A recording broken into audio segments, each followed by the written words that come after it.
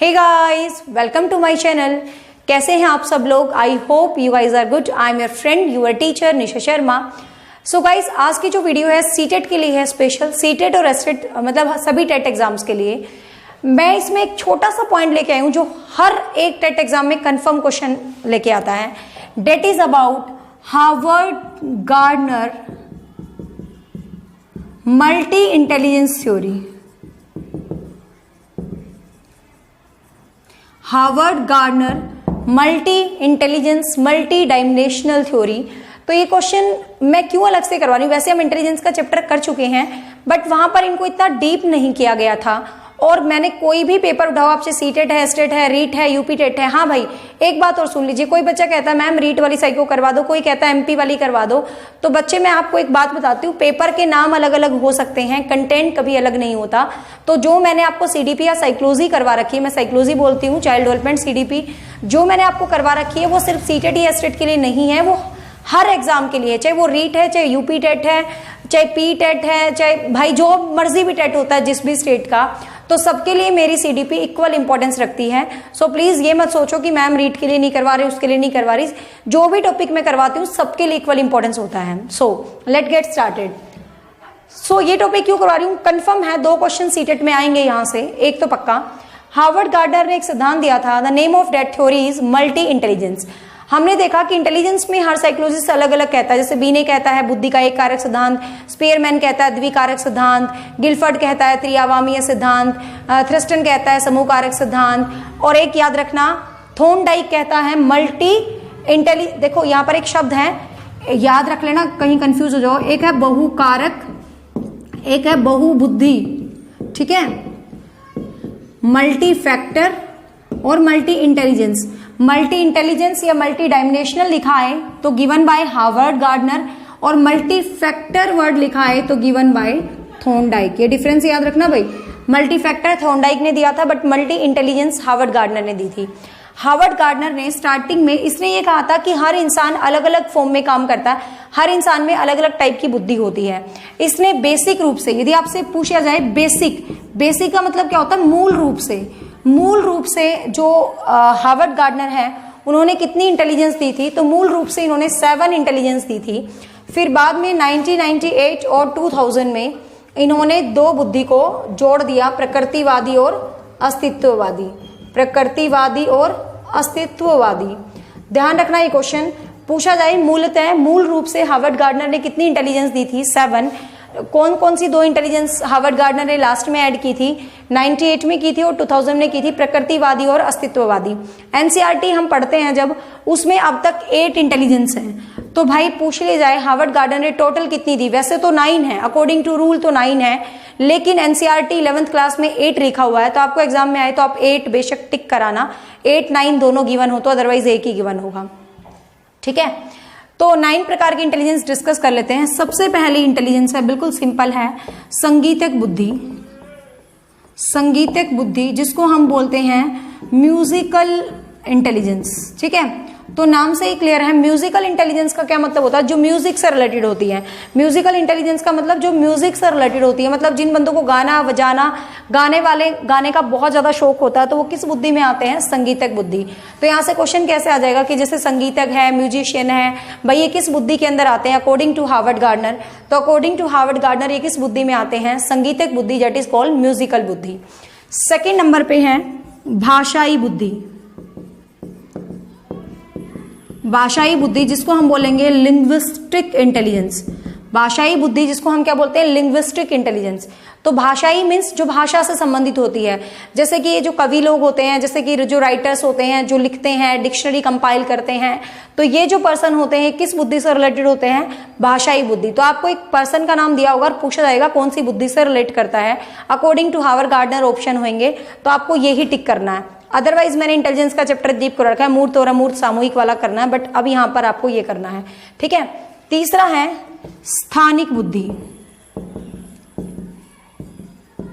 स्थानिक बुद्धि स्पेशल जो स्थानों से रिलेटेड होती है, जैसे कि ये नहीं होते जो रोड मैप बनाते हैं, जैसे गाइड्स जो लोग होते हैं, जो गाइड वगैरह पर्सन होते हैं, रोड मैप वगैरह बनाते हैं, तो गाइज ये किस बुद्धि से रिलेटेड होते हैं? स्थानिक बुद्धि से रिलेटेड होते हैं।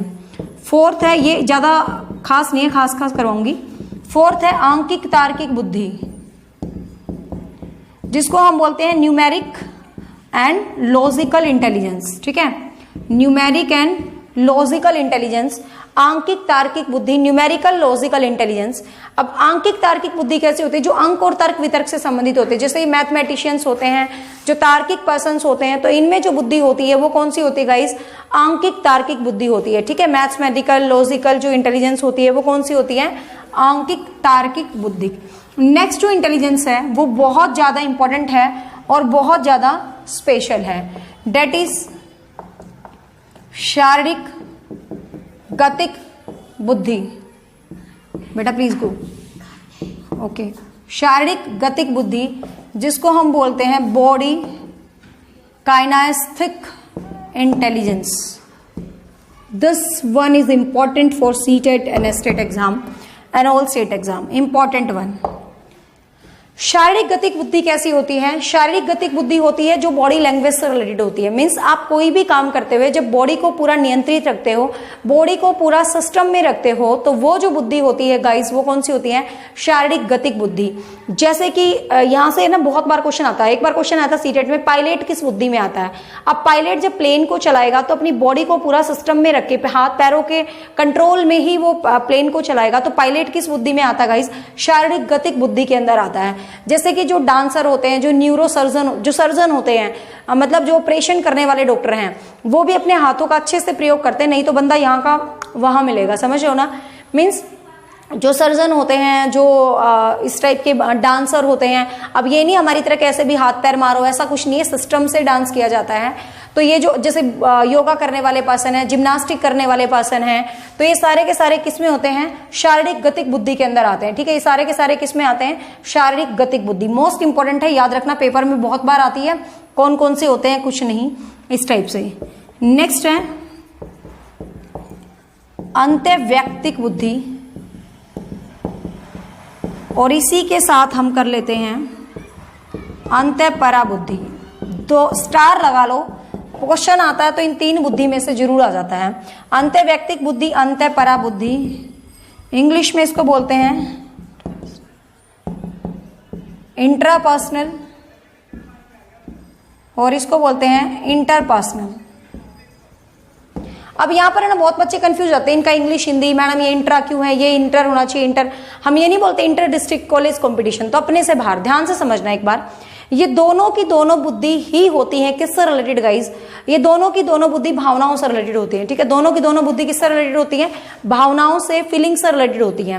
देखो ध्यान से, इसमें एक शब्द है व्यक्तिक, इंग्लिश मीडियम वाले भी देख लो इस बात को। इसमें एक शब्द है व्यक्तिक। व्यक्तिक शब्द जहां भी आ जाए ना वो खुद से रिलेट करता है। व्यक्तिक शब्द जहां भी आ जाए खुद से रिलेट करता है। तो अंतःवैयक्तिक बुद्धि वो होती है जो खुद से रिलेट करती है। जब हम अपनी भावनाएं, अपने विचार, अपनी फीलिंग्स के बारे में सोचते हैं तो डेट इज अंतःवैयक्तिक इंटेलिजेंस। अंतःपरा हम ऐसे याद करेंगे, परा, चल परे हो जा।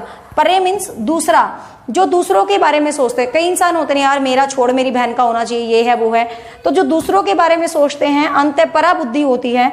जो खुद के बारे में सोचते हैं अंतःवैयक्तिक बुद्धि होती है। तो you just remember this important point, अंतःवैयक्तिक और अंतःपरा बुद्धि का डिफरेंस। क्वेश्चन आएगा, बहुत बहुत इंपॉर्टेंट है, क्वेश्चन आता है एग्जाम में। क्वेश्चन आएगा हार्वर्ड गार्डनर की कौन सी बुद्धि भावनाओं और संवेगों से संबंधित होती है? तो ऑप्शन में पहली बात, जब उसने ऐसे क्वेश्चन पूछा है कि भावनाओं और संवेगों से संबंधित कौन सी बुद्धि होती है, तो भाई ये भी होती है, ये भी होती है, तो ऑप्शन में एक ही मिलेगा। लेकिन ऑप्शन में दोनों मिलेंगे तो क्वेश्चन का डिफरेंस मिलेगा कि खुद की भावनाओं से संबंधित कौन सी होती है, तो अंतःवैयक्तिक। दूसरों की भावनाओं से संबंधित कौन सी होती है? अंतःपरा बुद्धि। याद रख लेना, बहुत इंपॉर्टेंट है। इंग्लिश पे आते हैं, हम ये नहीं कहते मैं तो इंटर डिस्ट्रिक्ट में गया था। इंटर डिस्ट्रिक्ट मतलब अपनी डिस्ट्रिक्ट से अलग, ठीक है ना? तो ध्यान रखना ये इंटर और इंट्रा का डिफरेंस, इतना मत कंफ्यूज हो। व्यक्तिक और परा शब्द देख लेना, तो ये क्वेश्चन बहुत बहुत बार एग्जाम में आता है, ठीक है। अब जो आठवीं बुद्धि है जो 1998 में जोड़ी गई थी, प्रकृतिवादी बुद्धि। प्रकृतिवादी बुद्धि मतलब जो नेचर से रिलेट करते हैं, जैसे हार्वर्ड किसान है, माली हैं, ये सब लोग नेचर से रिलेट करते हैं, डेट इज प्रकृतिवादी बुद्धि। अस्तित्ववादी बुद्धि 2000 में जोड़ी गई थी, एग्जिस्टेंशियल बुद्धि। अस्तित्ववादी बुद्धि, अस्तित्ववादी बुद्धि के अंदर क्या होता है, जो ये बाबा लोग नहीं होते हैं, PK film is the best example of this kind of intelligence. अस्तित्ववादी बुद्धि में क्या होता है कि खुद का तो इनको अस्तित्व पता नहीं होता, भाई किसी की भावनाएं आहट ना हो, कोई फॉलोवर है तो बहुत अच्छी बात है, बट मुझे लगता है you should follow your almighty god, not the messenger of god. तो PK is the best movie of this topic. तो अस्तित्ववादी बुद्धि वो बाबा लोग के बारे में होती है कि भाई मैं दुनिया से बच्चा तेरा अस्तित्व बताऊंगा। तो इस टाइप के जो ऋषि मुनि बाबा, इनमें जो बुद्धि होती है वो कौन सी बुद्धि होती है गाइस? अस्तित्ववादी बुद्धि। तो ये था हार्वर्ड गार्डनर की 9 इंटेलिजेंस जिनसे एग्जाम में हमेशा क्वेश्चन पूछा जाता है। यदि वो पूछे डॉक्टर में कौन सी बुद्धि होती है, यदि वो ऑप्शन दे रहा है मूर्त बुद्धि, अमूर्त बुद्धि, सामूहिक बुद्धि, तो हम उस ऑप्शन में जाएंगे जो इंटेलिजेंस के मेन टाइप है, जो हम कर चुके इंटेलिजेंस के डीप चैप्टर के अंदर। लेकिन यदि वो आपसे ऐसे पूछता है, अकॉर्डिंग टू हार्वर्ड गार्डनर ही बहुत पूछता है सीटेट में, तो आप इसको ऐसे करके याद रखेंगे, ठीक है। इसके अलावा इंटेलिजेंस के चैप्टर में आपको क्या करना है? इंटेलिजेंस करना, उसकी टाइप करना है, फिर ये फैक्टर्स हैं बहुत अच्छे से करना, सभी फैक्टर्स में से क्वेश्चन आ सकता है। मैंने एक को डिटेल में करवाया क्योंकि इंपॉर्टेंट था। फिर बुद्धि का जो है IQ टेबल, ये वो सब कुछ अच्छे से करना। और फिर आप इंटेलिजेंस के जो वो हैं मापन की विधियां हैं, वर्बल, नॉन वर्बल, मतलब इंटेलिजेंस का चैप्टर बहुत अच्छे से करना गाइस, हर एग्जाम में आता अच्छे से। और मैंने 2 बार करवा रखा है, मैराथन क्लास में भी और डिटेल वीडियोज में भी। अब कुछ बच्चे कहते हैं मैम आपकी वीडियोस का नहीं पता चलता, तो भाई बेल आइकन दबा लो, सब्सक्राइब बटन के साइड में रेड कलर का सब्सक्राइब है तो उसको सब्सक्राइब कर लो, ब्लैक है तो रहने दो। उसके साइड में एक बेल दबी होती है, उस बेल को क्लिक करके ऑल नोटिफिकेशन क्लिक कर लो, आपको हर न्यू वीडियो का अपडेट मिलता रहेगा। And finally, I just want to say one thing. If you like, then don't forget to like, don't forget to share, because you guys are the real hope and real source of my inspiration. So your comments, your liking, your sharing give me a lot of reinforcement for new videos. So stay connected with me. Take care. Bye-bye.